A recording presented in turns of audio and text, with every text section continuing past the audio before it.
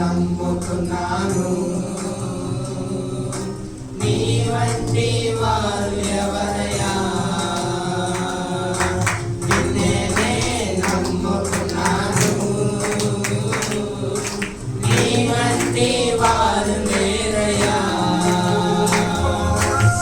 నిన్నే నమ్ముకున్నాను. నీ వంటి వారు ఎవరయ్యా? నిన్నే నమ్ముకున్నాను.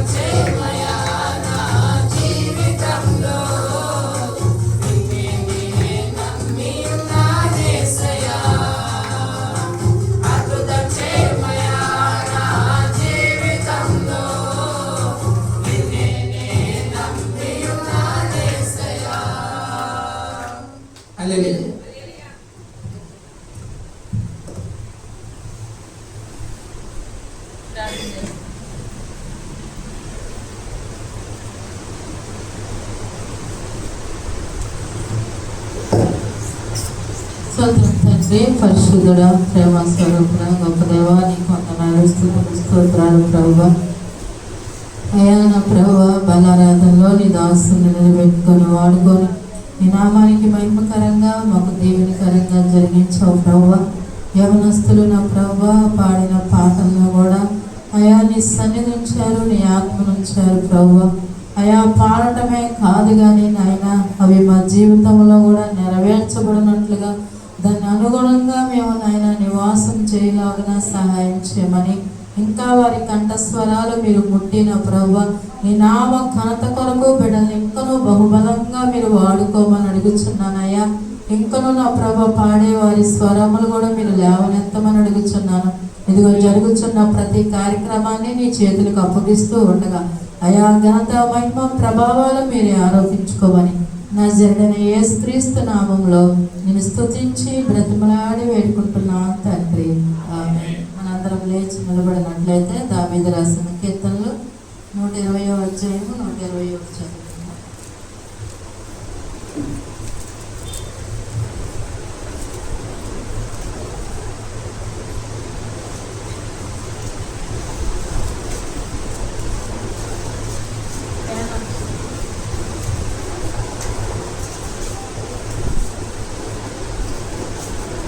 నా శ్రమలో నేను యెహోవాకు మొరపెట్టి తిని ఆయన నాకు ఉత్తరమిచ్చెను. యెహోవా అబద్ధమాడు పెదవుల నుండి మోసకరమైన నాలుక నుండి నా ప్రాణమును విడిపించుము. మోసకరమైన నాలుక ఆయన నీకేమి చేయును? ఇంతకంటే అధికముగా నీకేమి చేయును?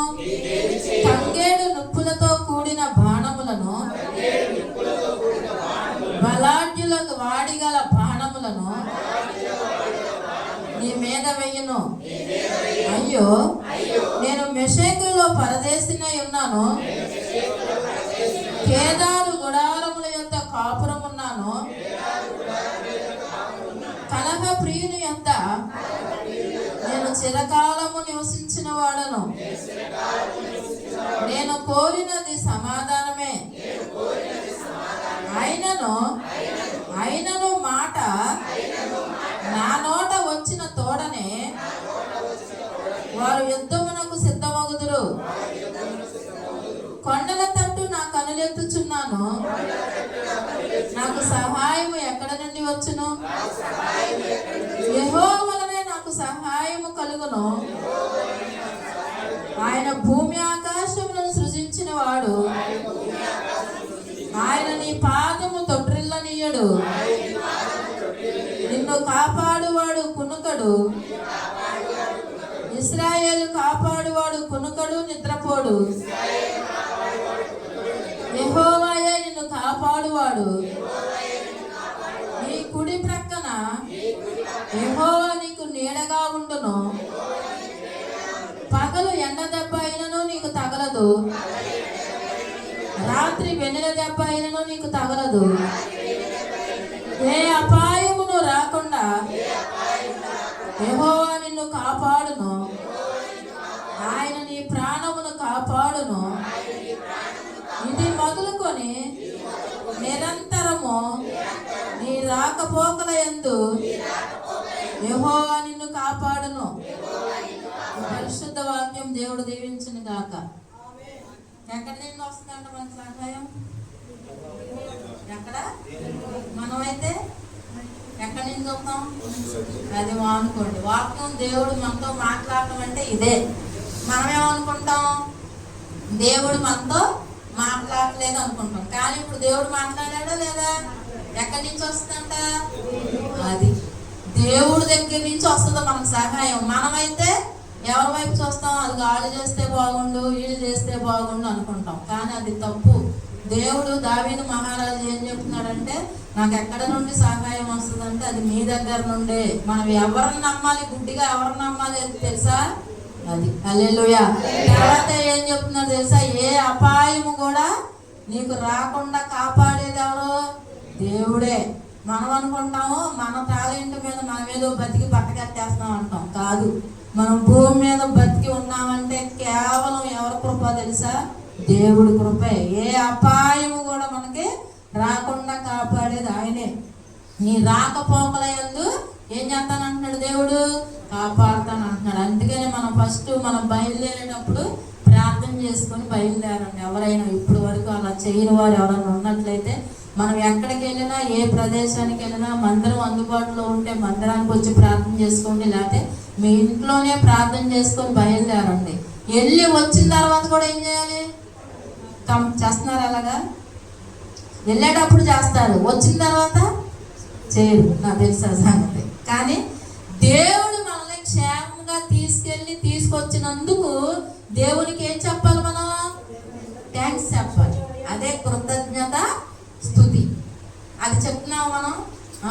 దేవుడు మనల్ని కాచి కాపాడాడు, మన అపాయం రాకుండా కాపాడాడు, మనకు సహాయాన్ని ఇస్తున్నాడు. కానీ మనకి దేవునికి కృతజ్ఞత స్తుతులు మనం చెల్లిస్తున్నావా? చెల్లించట్లా. మనం తప్పే కదా. ఎవరి దగ్గరైనా మనం చిన్న సహాయం చేశారనుకో మన పట్ల, వెంటనే వారికి ఏం చెప్తాం? మనం థ్యాంక్స్ చెప్తాం. మనుషులకైతే థ్యాంక్స్ చెప్తావు, మనుషులకైతే చాలా పొగుడుతావు. మరి దేవుడి విషయం వచ్చేటప్పటికి ఎందుకు చెప్పవు? మరి రెండోసారి నేను ఎందుకు చేయాలి దేవుడు? అందుకనే మనకి అలా జరుగుతున్నాయి. ఫస్ట్ నిన్ను దేవుడు కాపాడాడు, నీకు సహాయం ఇస్తున్నాడు, నువ్వు ఆయనకి ఏం చెప్పట్లా? థ్యాంక్స్ చెప్పట్లా. అందుకని దేవుడికి మనలాంటోడు కదా దేవుడు. మరి ఆయన కోపం రాదా? కోపిస్తూనే ఆయన వాత్సల్యం చూపిస్తాడు, కోపడతాడు. కానీ మనల్ని ఏం చేస్తాడు? ప్రేమిస్తాడు. అందుకని మనం దేవుడిని కోపం రేపక ఆయన ఎప్పుడు మనం ఏం చేయాలి తెలుసా? స్తుతిస్తూ పొగుడుతూ ఉండాలి. ఇప్పుడు ఒక మనిషిని మనం ఎక్కువగా పొగుడుతున్నాం అనుకో, అసలు ఆడు ఎప్పుడు మన జీవితంలో మనల్ని అన్యాయం చేస్తాడు. చేయాలన్న ఆలోచన వచ్చినా కూడా నీ పొగడ్తను బట్టి వాడు మారిపోతా ఉంటాడు. కనుక మనం ఈ అధ్యాయంలో మనం నేర్చుకున్న నీతి అర్థమైందా? సరే, మనందరం కూర్చున్నట్లయితే సాక్ష్యముల సమయము.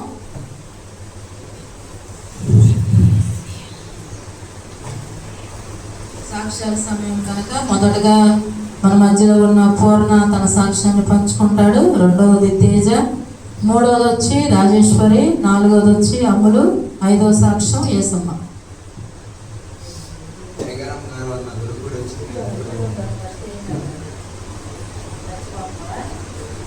దేవుడు ఇప్పుడేగా సూచించమని చెప్పాను. నా సాక్షి ఏంటంటే పోయిన వారం చెప్పాల్సింది, కానీ లేట్గా రావడం వల్ల చెప్పలేకపోయాను. అప్పుడు ఒక శనివారం నాడు నేను కంపెనీలో బండి లోడింగ్ అయిపోయింది. లోడింగ్ అయిపోయినప్పుడు సరే అని పేపర్స్ ఇచ్చేసారు. పేపర్స్ ఇచ్చినప్పుడు బండి ఎక్కి గొల్లపూడి ట్రాన్స్పోర్ట్ దాకా వెళ్ళిపోయి మేడం అన్నారు, ఒక ట్రాన్స్పోర్ట్ మాత్రం విజయగిరి అయ్యి వేరే దాంట్లో అయ్యి మాకు అన్నారు. సరే అన్నారు మేడం అని. అట్లాగే వెళ్ళిపోయాం ముగ్గురం. వెళ్ళిపోయినప్పుడు రాజమండ్రి ట్రాన్స్పోర్ట్కి వేస్తాం, తర్వాత ఖమ్మంకి వేస్తాం. ఆ తర్వాత మిగతా దానికి చూసుకోకుండా గుడివాడ విజయగిరిలో వేయాల్సింది సాయిలో వేస్తాను. వేసినప్పుడు మేడం అప్పుడు ఏం చెప్పలే. ఫస్ట్ సార్ చెప్పారు, నేను మర్చిపోయి వేస్తాం. సరే అని ఇంకా మిగతా అన్నిటికీ వేసేసి కంపెనీకి వెళ్ళిపోయి మేడంతో ఒకసారి మాట్లాడదామని వెళ్ళినప్పుడు మేడం అన్నారు, నువ్వు విజయగిరిలో వేయాల్సిన సాయిలో ఎందుకు వేసావు అని తిట్టారు. తిట్టినప్పటికీ నాకు ఆ తర్వాత నుంచి ఆ నెక్స్ట్ రోజు నుంచి అదే ఆలోచన. మేడం అన్నారు, అవి వెళ్ళకపోతే మీరే సార్తో ఎట్లా మాట్లాడుకుంటారు, ఏం చేసుకుంటారు మీరే చేసుకోండి అన్నారు మేడం. అన్నప్పుడు సరే మేడం అని వచ్చేసినప్పుడు నెక్స్ట్ రోజు ఉదయం నుంచి అదే ఆలోచన. అవి వెళ్ళకపోతే అన్లోడింగ్ కూడా పంపిరేమో, మా వల్ల ఆగిపోతే మాకేమో రూట్ తెలియదు ఇద్దరికని అనుకున్నప్పుడు ఆ నెక్స్ట్ రోజు సోమవారం వెళ్ళి నాతో పనిచేసే బోసుని అడిగితే గుడివాడ ఎన్ని వెళ్ళిపోయినాయి, గుడివాడ బ్యాగ్లో వెళ్ళిపోయినాయి అన్నాడు. ఇంకో సాక్ష్యం ఏంటంటే పోయిన బుధవారం నాడు ఇట్లాగే సేమ్ అన్లోడ్కి వెళ్ళినప్పుడు జేబిటి అనే ఒక ట్రాన్స్పోర్ట్ దగ్గర 80 బ్యాగులు వచ్చినాయని చెప్పారు. చెప్పినప్పుడు నాకేమో ఒక ట్రాన్స్పోర్ట్ తేడా వస్తుంది. సరే అని పద్దాక అన్నకి ఫోన్ చేసి అడుగుతుంటే ఇంకా తర్వాత కాసేపు అయిన తర్వాత అన్నకు ఫోన్ చేసి జేబిటీలో బ్యాగులు వచ్చినాయి, ఆ బ్యాగులు తీసుకురావాలని అన్నాడు. అన్నప్పుడు నేనేమో ఆ జేబిటీలో ఉన్న బ్యాగులు ఆలోచన రావట్లా. నాకు పద్దాక ఒక ట్రాన్స్పోర్ట్ ఏమో తేడా వస్తుంది, అది ఈ టైంకి పద్దాక ఏమో ఫోన్ చేసి అడుగుతున్నాను. ఇంకా సరే అని ఆ జేబిటీ దగ్గరికి వెళ్ళేలోకి పేపర్స్ అన్ని బాక్స్లో పెట్టేశాను. పెట్టినప్పుడు ఇంకా లోపల బ్యాగులు వేయాలని తొందరగా వెళ్ళినప్పుడు ఆ బ్యాగ్ అప్పటికే 7 ట్రాన్స్పోర్ట్ మూసేస్తా అన్నారు. సరే అని కంపెనీకి అక్కడ ట్రాన్స్పోర్ట్కి వెళ్ళిపోయి అక్కడ మళ్ళీ వచ్చేలోకి ట్రాన్స్పోర్ట్ మూసేస్తారని లోపల ఉన్న 80 బ్యాగులు తీసి బయట వేసుకొని మళ్ళీ ట్రాన్స్పోర్ట్ మొత్తం అవి దించుకుందామని వెళ్ళినప్పుడు చూస్తే కేవీఆర్ ట్రావెల్స్ పేపర్ మిస్ అయింది. అది ఎక్కడ పెట్టాను ఎంత ఎత్తుకున్నా కనపడాల. సరే అని ట్రాన్స్పోర్ట్కి ఖమ్మంకి వేద్దామని వెళ్ళినప్పుడు నేను చూడని నేను బ్యాగ్ దించేసి వస్తాను అని ఇచ్చాను. ఇచ్చినప్పుడు సరే నేను వెనకాల రోజు బ్యాగులు అవన్నీ ట్రాన్స్పోర్ట్లో వేస్తుంటే అన్నయ్య అన్నాడు, నీకు కళ్ళు పోయినాయా, బాక్స్లోనే ఉంది అట్లా ఆ పేపర్ అన్నాడు. అలాగే ఇంకో సాక్షి ఏంటంటే నిన్న ఉదయం ఇంటికాడ నుంచి ఆయిల్ కొట్టించుకొని వస్తున్నాం. ఆయిల్పల్లి రోడ్, వడ్లమన్ రోడ్.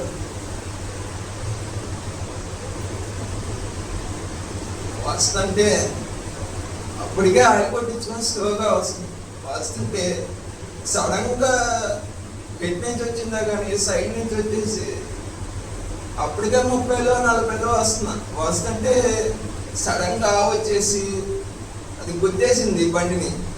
గుద్దే కానీ నేనైతే పక్క పడిపోయాం. నాకైతే ఏం కాలేదు, అమ్మకైతే చెయ్యి కొట్టుకుపోయింది. కానీ ఏం కాకుండా దేవుడు మళ్ళీ తిరిగి మందిరానికి తీసుకొచ్చాడు. చిన్న సాక్షి దేవుడు దీవించింది కాదు.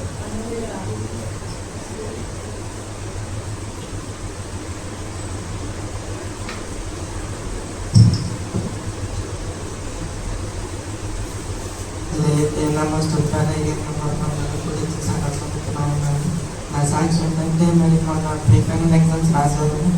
మరి రాసినప్పుడు చదువుతున్నాను కానీ స్కూల్లో క్లాస్లో చదివినప్పుడు అన్నీ వచ్చేసినట్టు ఉన్నాయి. కానీ అలానే ఒక్కోసారి ఏమైనా టెస్ట్లు పెట్టినప్పుడు రాస్తుంటే ఒక్కటి కూడా గుర్తు రావట్లేదు. సరే అని చెప్పి మరి అలాగే ప్రీఫైనల్ ఎగ్జామ్స్లో చదువుకొని మరి 5 గంటలు 1 గంటలు ప్రార్థన చేసుకొని మరి నేను ప్రీఫైనల్ ఎగ్జామ్స్ రాయడానికి వెళ్ళినప్పుడు మరి దేవుడు ప్రతి ఒక్కదాన్ని గుర్తు చేశాడు.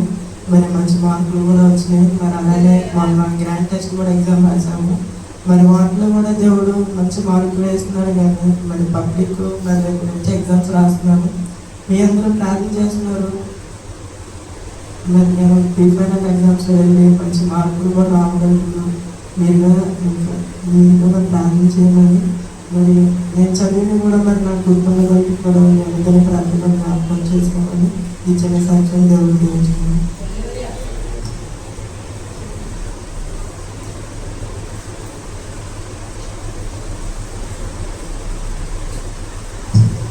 దేవునికి స్తోత్రాలు. ఆత్మీయ తల్లిదండ్రులకి నా వందనాలు, సంఘస్థులందరికీ నా వందనాలు. నా సాక్ష్యం ఏంటంటే పోయిన వారంలో మా చిన్ను బయట కాలుజారి పడిపోయాడు. నీళ్ళు ఉన్నాయి చూసుకోలేదు. వాడు పాజిటివ్గా వస్తుంటే కాలుజారి పడిపోయేసరికి వెంటనే కాలు మొత్తం వాసిపోయింది. ఇంకా నాకు భయం ఏంటంటే కాలేజీలో స్కూటీ నుంచి దిగారు. దిగగానే పడిపోయేసరికి కాళ్ళలో ఉన్నాను తిరిగిపోయిందంట. అది పడిపోగా నాకు ఏడుపు వచ్చేసి మీరు ఇచ్చిన బిడ్డగా దేవా హాస్పిటల్ చూపించేసి నాకు లేదు కదా, నా గురించి మొత్తం మీరు ఎరిగిన దేవుడు కదా నాయన అని ప్రార్థన చేసుకొని ప్రేయర్ అని రాశాను. ఇప్పుడు కాలు కింద పెట్టలేకపోతున్నాడు.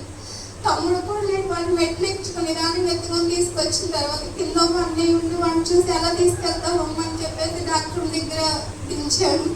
మరి నేను నడుచుకుంటూ వచ్చి మరి ప్రే చేసుకుంటూ ఉన్నాను. ఏసయ్య మరి ఆ కాలు ఏమవుకోకుండా చూడదేవో అయ్యా సాక్ష్యం చెప్పుకుంటానయ్యా.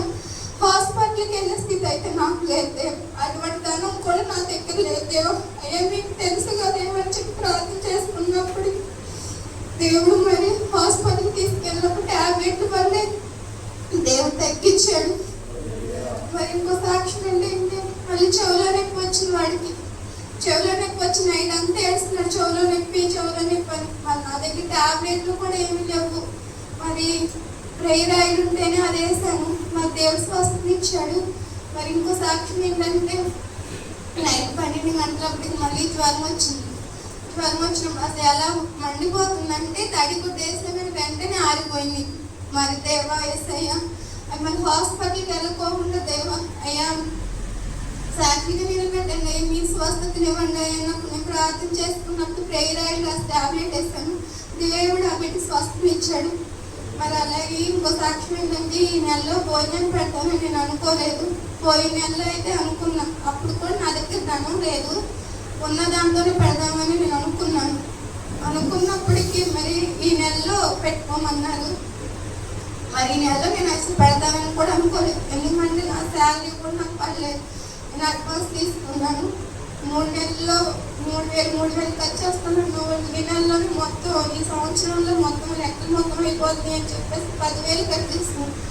నా దగ్గర అయితే డబ్బులు లేవు. మరి నేను పిఎఫ్ పెట్టుకున్నాను, అది పిఎఫ్ వచ్చింది. మరి అలాగే నేను చెవులు తాగి పెట్టి 16 నెలలు అవుతుంది. మరి ఈయన ఉన్నప్పుడే నా భర్త ఉన్నప్పుడే పెట్టాము. మరి ఇడిపిస్తాడని చూస్తుంటే ఇడిపించేటట్టు లేవు. మళ్ళీ నేను కొనుక్కోవాలంటే కొనుక్కునేసి నాకు దగ్గర లేవు. అయినప్పటికీ దేవుడు నేను విడిచిపెట్టే దేవుడు కాదు. పిఎఫ్ వచ్చినప్పుడు మరి కాలేజీలో అత్తయ్యని అడిగి ఎక్కడ పెట్టాము అంటే అయ్యో ఇన్ని నెలలు అయితే ఎలాగమ్మో మరి ఎవరు మేము పెట్టాము, సంవత్సరం అయిపోయి నేను ఎవరని చెప్పేసి మా మీద గొడవాడారు. మరి 3 రూపాయలు కొట్టి అని చెప్పేసి అందరూ నాన్న చాలా రకాలుగా చెప్పాడు.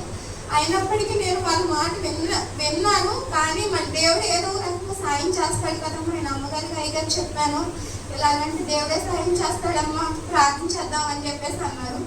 మరి అయ్యా అరే సరే సాక్ష్యం చెప్పుకుంటాను అయ్యా, మరి నా నలుగురు నాకు వచ్చేటట్టుగా మీరుగా సహాయం చేయండి అయ్యా, వాళ్ళతో మీరుగా మాట్లాడండి అయ్యా అని చెప్పేసి నేను ప్రార్థన చేసుకున్నప్పుడు అమ్మ నేను వెళ్ళి ఇలా అనేసరికి చిట్టి చూపించింది. కానీ సంవత్సరం అయిపోయింది అమ్మ పోనీ నేను చెప్పే నా పరిస్థితి గురించి నేను చెప్పుకున్నప్పుడు సరే రేపు సాయంత్రం కల్లా రండి అమ్మ, మీ నలుగు మీకు ఇస్తానని చెప్పాడు. మరి 16 నెలలకి 4,000 వడ్డీ తీసుకున్నాడు. మరి అలాగే ఇంకో సాక్ష్యం ఏంటంటే మరి నా భర్త సోమవారం రేపు వస్తాను అంటున్నాడు, ఎప్పటి నుంచో వస్తాను అంటున్నాడు. నేనైతే మరి మనుషుల వైపు చూడట్లేదు, దేవుడి వైపు చూస్తున్నాను. మరి కేసులో ఏంటంటే నా వల్ల కాదు.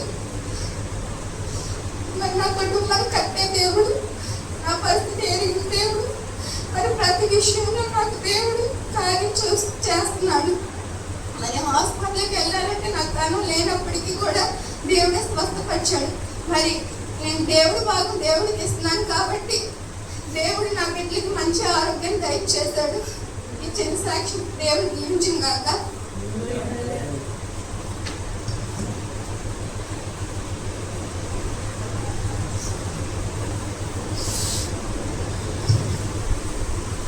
దేవుడు అయ్యగారికి అమ్మగారికి ఇవ్వచ్చు. నా సాక్ష్యం ఏంటంటే మరి ప్రార్థన గ్రూప్ మా ఊళ్ళో ఉన్నాము. అయితే మేము ఇక్కడికి వచ్చేసి 10 సంవత్సరాలు అవుతుంది.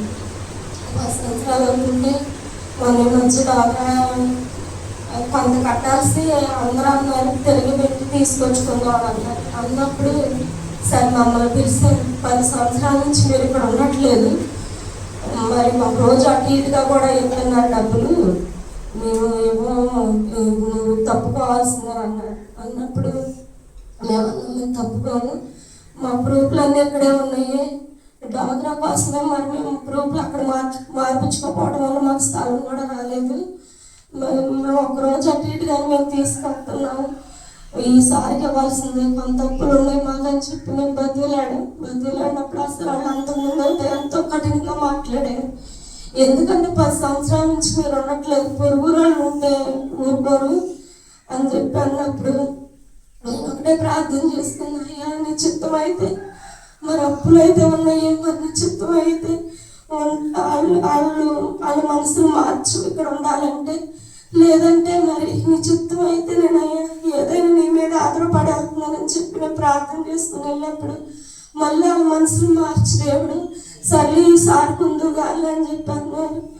మరి ఆ డబ్బులు రావడానికి కూడా దేవుడు కార్యం చేశాడు. మరి కొంత అప్పుల వరకే తీరు, ఇంకా కొంత అప్పులు ఉన్నాయి. మరి ఆ విషయంలో కూడా దేవుడు కార్యం చేస్తాడని నేను నమ్ముతున్నాను. అదే రీతిగా మరి కొన్నాళ్ళ నుంచి కూడా ఒక 5-6 నెలల నుంచి కూడా బండి లేదు. బండి లేకపోతే చాలా ఇబ్బంది అయిపోతుంది.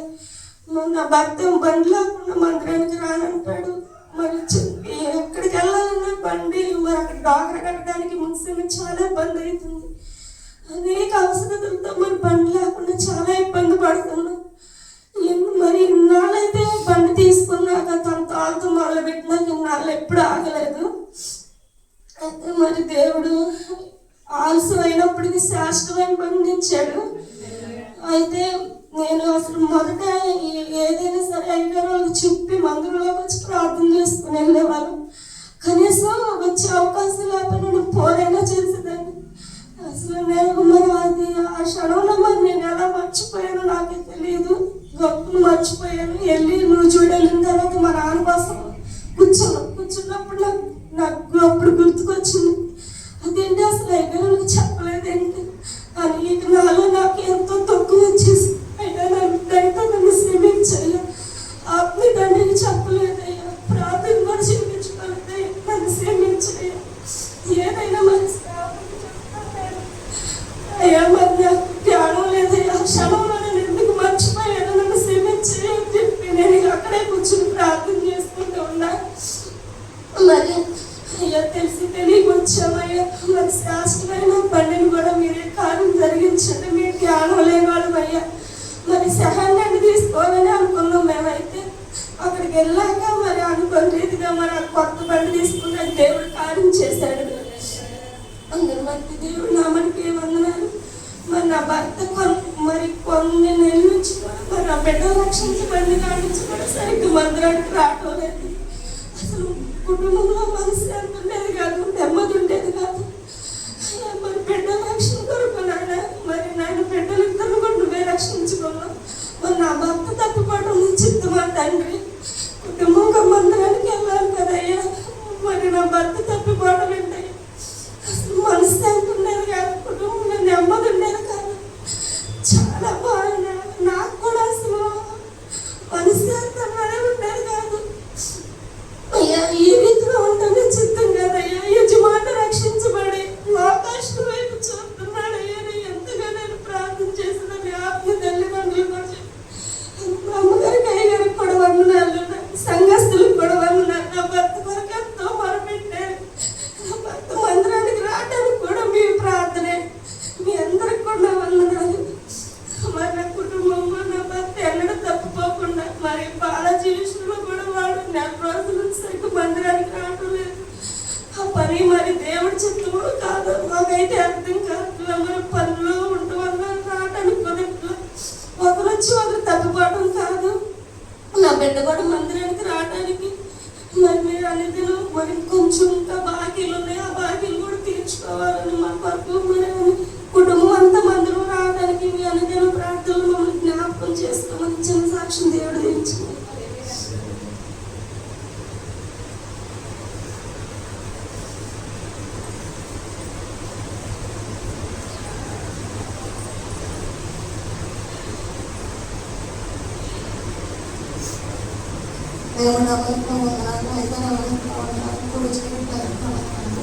నాకు సాక్షి ఏంటంటే మొన్న మేము బందరు వెళ్ళాము, సార్ తీసుకెళ్ళాడు. మరి ఒక మధ్యలో ఉన్నాయనైతే నన్ను మోసం చేశాడు. తన గురించి కూడా చాలా ఇబ్బంది పడ్డాను. దేవుడు నన్ను వదిలిపెట్టలేదు. దేవుడి మీద నాకు అందిస్తుండగా అంటే అన్ని తప్పించి చివరిదాకా పెట్టుంటే నాకు అంత మోసం చేసేవాడు. అది దేవుడికి తెలుసు. అందువల్ల ఆ బిడ్డను ఫస్ట్లోనే తప్పించి అమ్మ నేను ఉండాలి అమ్మ నీ సారు నన్ను బంధం తీసుకెళ్ళడానికి కారణం నాకైతే ఎవరు దేవుడు పేరున్నావయ్యా నువ్వే తీసుకెళ్ళి అక్కడ కాగితం కోర్టుకి వేసేలాగా సహాయం చేయని చెప్పి నేను ప్రార్థన చేసుకొని వెళ్ళినప్పుడు ఆ సారు ఇద్దరు మేడంలు మొత్తం 4 మనుషులు మేము బందరు వెళ్ళినప్పుడు మరి కాగితం పెట్టాము. మరి వచ్చేటప్పుడు భోజనం కూడా సారే పెట్టించాడు. మరి తండ్రిలాగా నన్ను ఆదుకున్నాడు. ఒంటరిగా ఉంటే తోడుకుంటే ఉన్నాడు కాబట్టి నేను ధైర్యంగా వెళ్ళగలిగాను. నాకంటే ఎవరు లేరు, నువ్వే పని దాటుకొని నువ్వే నాకు తోడుకుంటామని వెళ్ళి అక్కడ కాగితం పెట్టాము. కాగితం పెట్టాడు. మరి ఫోన్ వస్తే మనం వెళ్ళే పని లేదమ్మా అన్నారు. మరి ఫోన్ అయితే ఇప్పటి వరకు రాలేదు. మళ్ళీ మొన్న ఫోన్ చేసి మళ్ళీ బందరు వెళ్ళాల్సి వచ్చింది ఏమన్నమ్మా, మరి ఎప్పుడు వస్తావో ఖాళీగా ఉన్నప్పుడు నాకు ఫోన్ చెయ్యి మనం బయలుదేరి వెళ్తామన్నారు. మరి ఫోన్ అయితే రాలేదు. మీ ఏదైనా ప్రార్థనలో ఫోన్ రావటానికి నేను ఫోన్ చేసి ప్రార్థన చేయండి. మరి ఫోన్ వస్తే మేము వెళ్ళే పని లేదు. మరి వాళ్ళు ఫోన్ చేస్తాను. మరి సార్ వెళ్ళాలంటారో ఏమంటారో నాకైతే తెలియదు. మరి సాక్షి ఏంటంటే మేము ఒంట్ల మని వస్తున్నాం ఉపాసన ప్రార్థనలో 2 రోజులు ఉండాలని. మరి దేవుడి నేను వెళ్ళి మా ముగ్గురిని మందిరంలో ఉంచాడు. ఆయన చెత్త ఉంది కాబట్టి ఉంచాడు.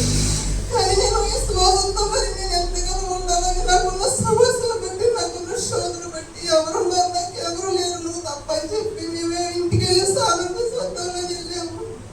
ఈ వస్తుంటే మరి పిల్లడైతే నిదానంగా తోస్తాడు.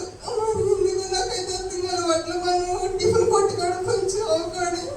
అయితే గీదలు మందుకు మంది అవుతుంది. ఆడ మనిషి ఉంది, ఆ మనిషి ఉండి తోకుండా కానీ మరి ఆ గీదలన్నీ కదులుతుంది వెళ్తున్నాయి. కానీ మరి ఇటు ఎప్పుడు వచ్చిందో నాకైతే తెలియట్లా.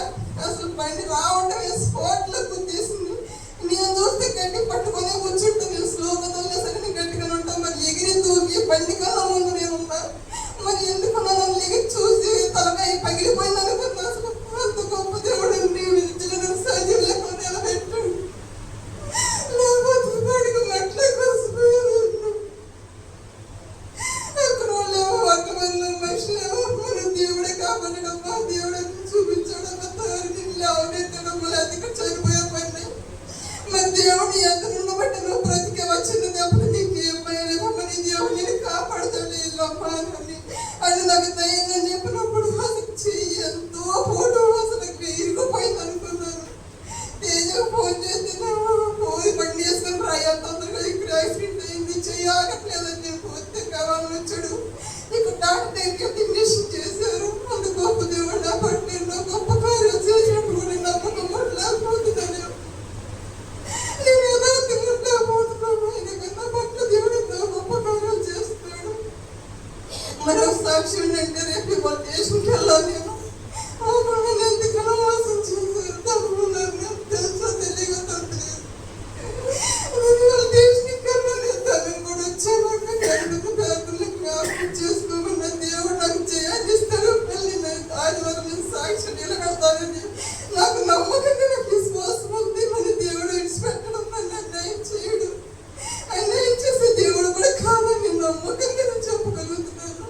ఆయన ఏదైనా ప్రార్థన సాయంత్రం నేను స్టేషన్కి వెళ్ళాలి. తేజం తీసుకెళ్దామండి అక్కడ రాకూడదు పూర్ణ కూడా వద్దు. నేను ఒక్కదాన్ని తెలుసుకోవాలి. నా పక్ష దేవుడు ఉన్న ధైర్యంతో నేను వెళ్ళగలుగుతున్నాను. మీ ఏదైనా ప్రార్థనలు జ్ఞాపకం చేసుకుని మీ శివసాక్షి దేవుడు దీవించింది.